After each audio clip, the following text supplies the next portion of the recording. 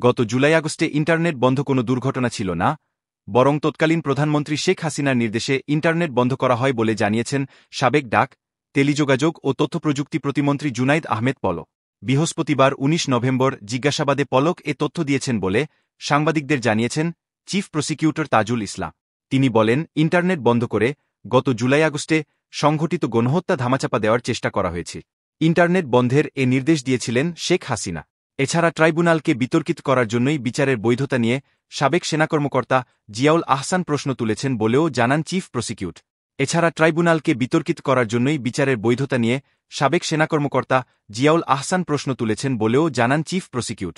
তিনি বলেন, জুলাই গণহত্যার বিচারে যারাই বাধা হয়ে দাঁড়াবে তাদের কাউকেই ছাড় দেওয়া হবে না। জুলাই গণহত্যায় বিভিন্ন মামলায় সাবেক এসপি আব্দুল্লাহেল কাফিকে ২৬ ডিসেম্বর, সাবেক অতিরিক্ত পুলিশ সুপার মো. শহীদুল ইসলামকে ২৫ ডিসেম্বর ও সাবেক আইজিপি চৌধুরী আব্দুল্লাহ আল মামুনকে ৩০ ডিসেম্বর জিজ্ঞাসাবাদের নির্দেশ দেন আন্তর্জাতিক অপরাধ ট্রাইব্যুনাল।